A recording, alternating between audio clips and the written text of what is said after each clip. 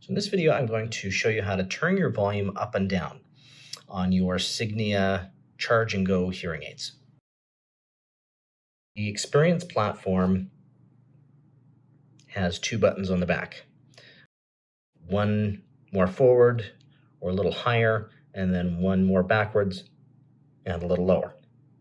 The up button is volume up, so you just want to push that button and release, push and release, push and release to turn the volume up, or to turn the volume down, push and release, push and release, push and release, and each time you push it, it'll move the volume down or up depending on the button you're pushing.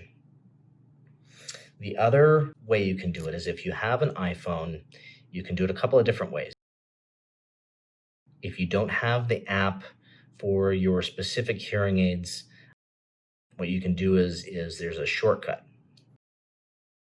If you push the button 3 times quickly, 1, 2, 3, it'll pop up with this little volume slider. So up is further this way, and you can actually see it's moving the number a little higher.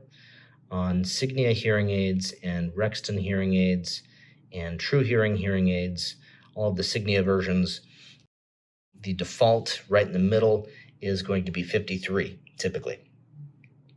Why is 53 not 50? I'll never understand, but it is what it is, I guess.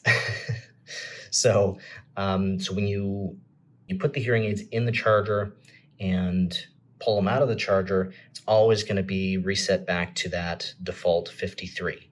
So even if you've turned the volume up throughout the day or down, it's going to reset once your hearing aids are back in the charger or when you open the battery doors. It can be kind of frustrating, but if that is the case, if you're feeling like you're needing to turn them up or down automatically when you first put them on in the morning, definitely let your hearing care provider know and they can make the relative adjustments. That's the easiest way. You can also get into your settings, and then you scroll down here until you find accessibility, and then you scroll down here until you find hearing devices, and then click on your name, and you'll find that same volume microphone level slider there. There's a couple other ways you can go about changing volume.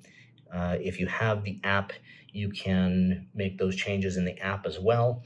If you're needing to make the volume control changes on the fly, just clicking the button 3 times quickly.